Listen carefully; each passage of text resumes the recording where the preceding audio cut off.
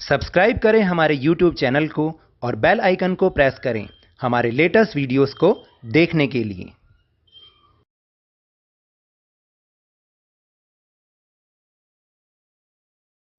Hello and welcome to Lavneesh Sir की class. This is Directorate of Education GNCT of Delhi's worksheet number 2, and it is only for class 8 students. It has taken from the subject English and we will learn and understand the topic article. आपको याद है ना, हम पिछली worksheet में भी articles के बारे में ही बात कर रहे थे। आर्टिकल्स कौन कौन से हैं? वो हैं ए, एन एंड द। उनके बारे में हम सीख रहे हैं और लास्ट वर्कशीट में हमने ए और एन आर्टिकल यूज करना सीखा था। आज की इस वर्कशीट में हम द आर्टिकल यूज करना सीखेंगे। So without wasting our time, let's start and understand with me lesson article a, an and the part 2।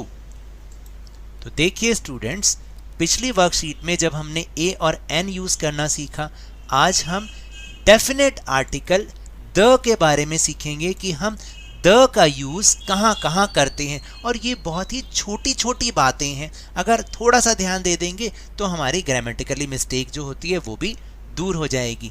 तो दोनों में बेसिकली यही डिफरेंस है बेटा। देखिए, जब हम कोई चीज़ के बारे में श्योर नहीं होते, हमें पता है कि ठीक है वो है एक चीज़, तो हम ए और एन लगाते हैं। लेकिन जब हम किसी चीज़ के बारे में श्योर हो जाते हैं, डेफिनेट हो जाते हैं, तब हम उस नाउन, क्योंकि चीज़ क्या है, कोई थिंग क्या है, वो नाउन है, या पर्सन क्या है, वो भी नाउन है।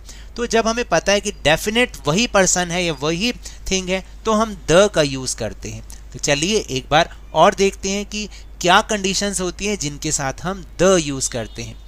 We use the with a singular और plural noun when it is clear और ऑब्वियस विच पर्सन और thing we are talking about.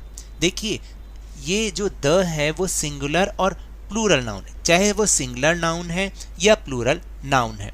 जब ये बात क्लियर है या ऑब्वियस है कि मतलब ऐसा ही है, और हमें पता है कि वो पर्सन, वो थिंग, वो कौन है, पूरा स्पष्ट है कि हमें पता है कि वो कौन है, तब हम द का यूज़ करेंगे। यानी हम किसी के बारे में, जिसके भी बारे में बात कर रहे हैं और हमें पता है कि ये वही है, तब हम उस पर्सन या थिंग के साथ द का यूज़ करेंगे।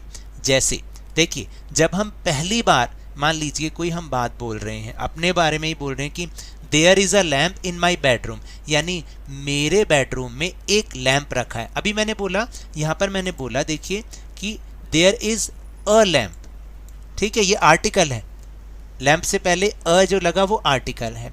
तो देयर इज़ अ लैम्प, क्योंकि मैंने उसको फर्स्ट टाइम यूज़ किया, उसको मतलब फर्स्ट टाइम उसके बारे में बताया, we mention the lamp for the first time. लेकिन जब मैं उसी लैम्प के बारे में दोबारा बात करूँगा कि the lamp is next to the desk, और जो वो लैम्प है वो डेस्क के बिल्कुल अगली, बस उसके साथ में ही रखा हुआ है।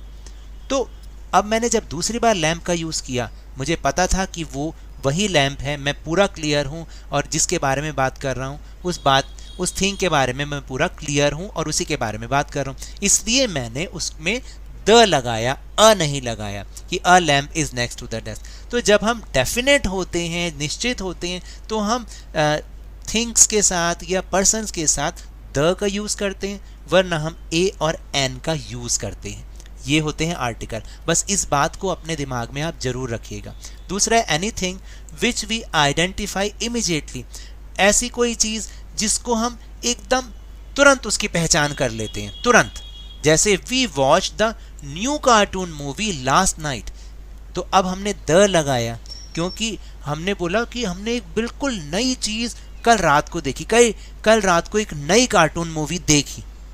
तो हमने इमीडिएटली, कोई चीज़ आई ना, पहले से तो कोई डिसाइडेड नहीं थी, तो इसलिए हमने द यूज़ किया। फिर इसके बाद है म्यूज़िकल इंस्ट्रूमेंट्स के लिए द यूज़ होता है, जैसे the violin, the guitar, the drums, the flute, the Piccolo. और इसको सेंटेंस में भी कैसे यूज़ करेंगे, शी प्लेज द पियानो। हम शी प्लेज अ पियानो नहीं कहेंगे, शी प्लेज द पियानो, यानी वह पियानो बजाती है। Then next condition is something that is unique और देयर इज ओनली वन, या तो कोई अद्भुत चीज हो या फिर वो कोई एक ही चीज हो, जैसे सन एक ही है ना और यूनिक भी है, तो हम लगाते हैं द सन, अ सन नहीं कहते या कुछ और नहीं लगाते, सिर्फ द लगाते हैं। आर्टिकल कौन सा यूज करते हैं, द यूज करते हैं।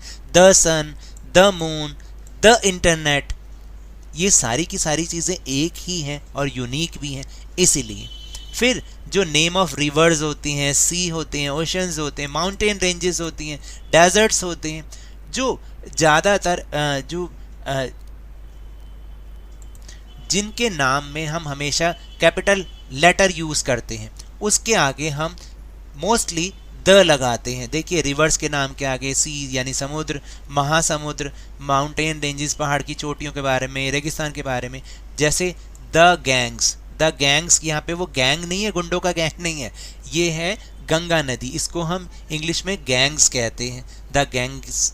और the Arabian sea, the Himalayas, the Sahara desert. तो ये जो जितनी भी ये नेचुरल चीज़ें हैं, नेचुरल रिलीफ फीचर्स हैं, इनके बारे में हम द लगाते हैं। फिर इसके बाद डायरेक्शंस हैं, cardinal points, the west, the south east, the north west, है ना, द नॉर्थ, यानी जो डायरेक्शन का नाम हम लेंगे तो उससे पहले हम द यूज़ करते हैं। तो अभी मैंने आपको 6 कंडीशंस बताई हैं कि जब हम द यूज़ करते हैं। जैसे यहाँ पर अगर आप इसको बोलेंगे, ये क्या है, द सन, ओके।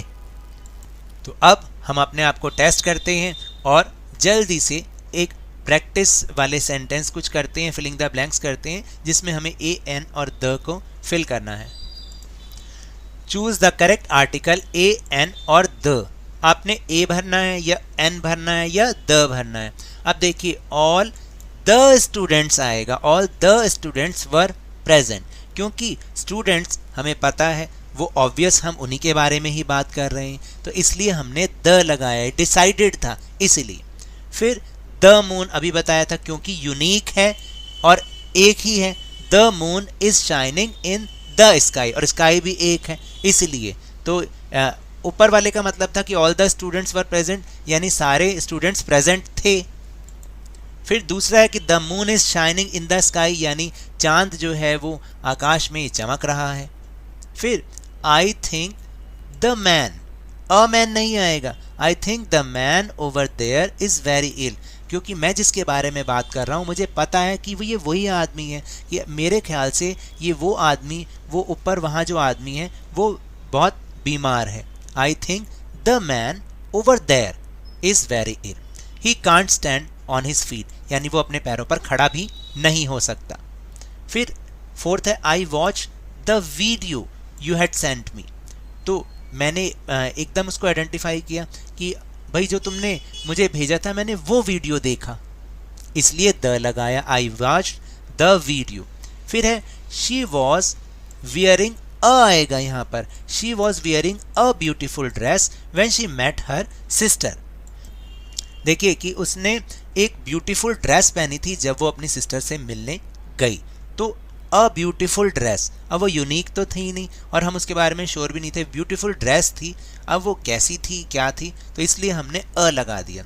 फिर she is a nice girl, वह एक अच्छी लड़की है, तो इसमें भी हम अ ही लगाएंगे।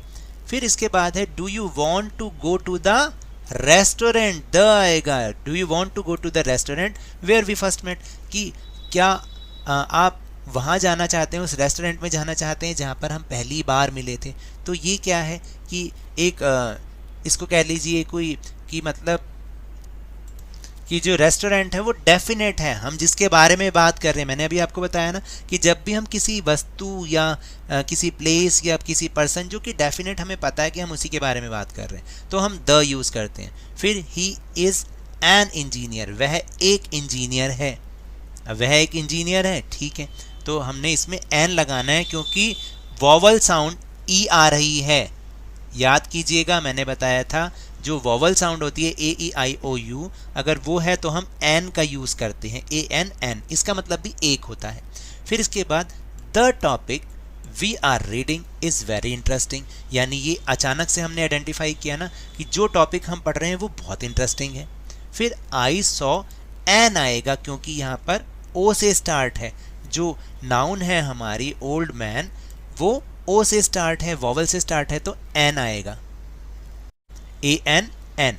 आई saw an old man in the street, क्योंकि स्ट्रीट हमें पता है कि वो डेफिनेट है कि भाई I saw an old man, कि मैंने एक बूढ़ा व्यक्ति देखा, कहाँ, स्ट्रीट में, गली में देखा। फिर the more you work the more you gain, आप जितना ज़्यादा काम करोगे उतना ही ज़्यादा पाओगे। इस बात में भी एक तरह से डेफिनेट ही है, निश्चित ही है कि जितना ज़्यादा करोगे उतना ज़्यादा पाओगे। और फिर लास्ट में है he came here an hour ago. अब आप कहेंगे कि ये तो एच से स्टार्ट है, मैंने पिछली बार भी बताया था। हम साउंड के ऊपर जाते हैं, अगर साउंड वॉवल वाली निकलती है, एन आवर बोलते हैं इसको, आवर बोलिए या आर बोलिए, हम लोग आर भी बोलते हैं इसको। He came here an hour ago, यानी वो यहाँ पर 1 घंटा पहले आया था।